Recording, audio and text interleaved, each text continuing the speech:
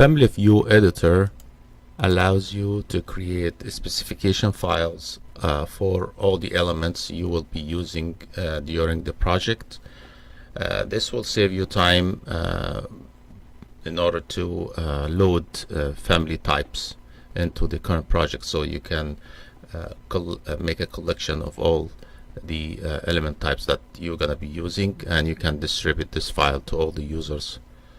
So it will be standard across the company.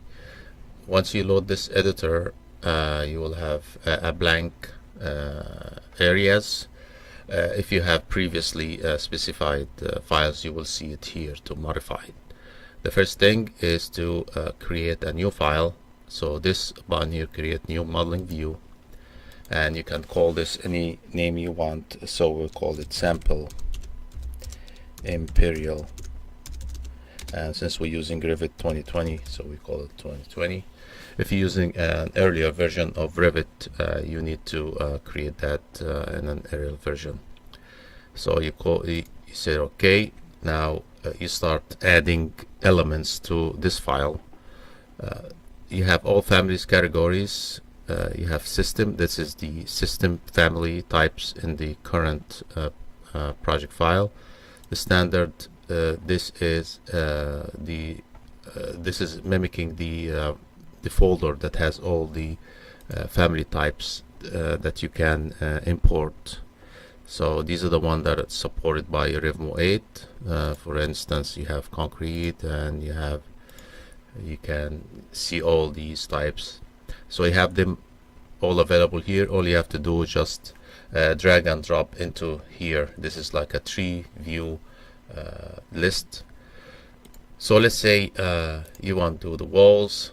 You can drag the walls from here, and you can say system walls, and you start adding, dragging and dropping. Or you can with the shift key or control key, you can highlight the one you want and right click, copy. You go here and say paste. This will remove, and we'll see the duplicate if you can make a duplicate. You can assign a route, like architectural, structural, mechanical, or you can type in anything here like piping or whatever, and you can also use this to add it as a route. Floors, you can do the same thing. Drag the floor and drag and drop. And structure framing, foundation, structure framing, foundation. Yeah, I'm dragging and dropping. Railing, doors, windows. Same thing goes with here. So this is the one on your hard drive that comes with Revit. So let's say you do steel, and you have, this is exactly how the folders and subfolders that has all the shapes. And you can say steel columns, structural columns, and maybe you say steel and AISC, drag and drop. And you can do white flange, and you can do oh, let's delete this, and let's delete this. We want to do the AIC. Okay, let's do the steel and AISC under steel, and you can do white flanges. And then let's say you can pick with the control or shift key, you can copy and come here and paste, and you can go on and on adding all the elements. Duplicates. So let's say you want to make a duplicate. In here we go to, let's say you want to make a duplicate of this one. So you right click. First of all, if it's not loaded, you need to load it. So now it's loaded into the current project file, and then you can make a duplicate. we have to save it first. So we call it Imperial Sample Hyperion 2020.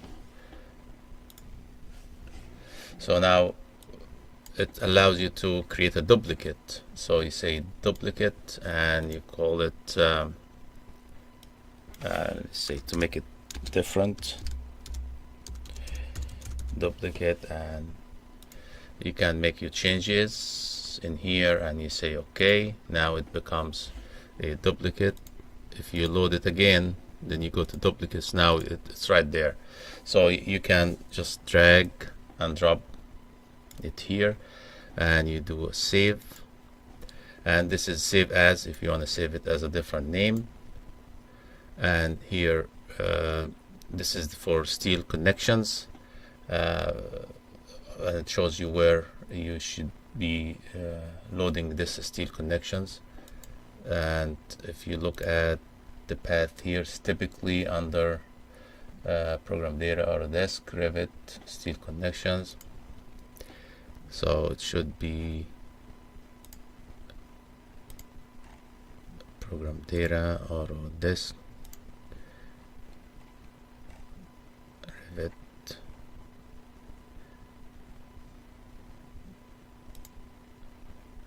Let's sort again. Okay, Autodesk Revit steel connections.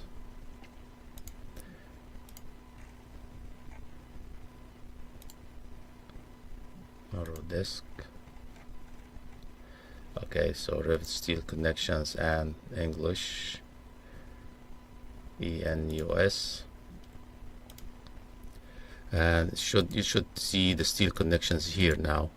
So those are the types of all the steel connections available. In order to use them, you have to load them manually. We'll see that when we are doing steel connections. And this is the one if you want to add the user-defined route. Here you click on this add user-defined category. This one will collapse all the 3 items here. So when you add this, it will add it here, and then you can keep adding all the subroutes.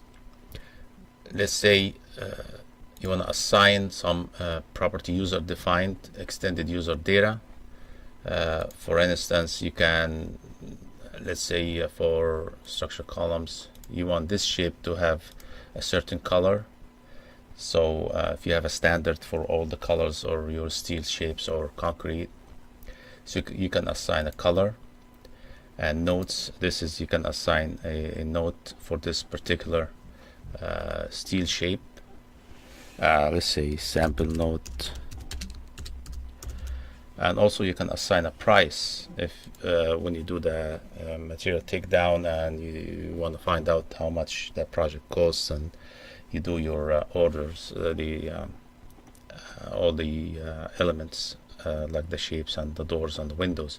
You can assign a price here. For instance, we can say this is maybe $2 per for steel, maybe per weight.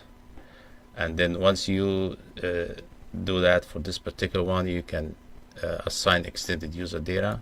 Now it's assigned, and you can see the color is different here, and when you click it, it will show you the properties. And we can put this in a different color just to see. And this is $1.5 per weight again, and then you assign it. This will unassign. If you want to unassign any colors or any price or notes to it, you do your modification and then you hit save. You click it again. Now when you load it, it remembers the last one you have used. So we've seen you can modify it here again. You can add, remove, update the color or the price. We have a duplicate, and this is custom. If you have Linko 7, you can generate custom types in AutoCAD using Linko 7, and then import that into Revit, and you should this will navigate where all the custom families you created with Linko 7 here, and it will load them. Once you have them here, you can also drag and drop, and they become part of your family view.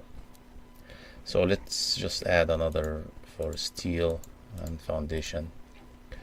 So let's add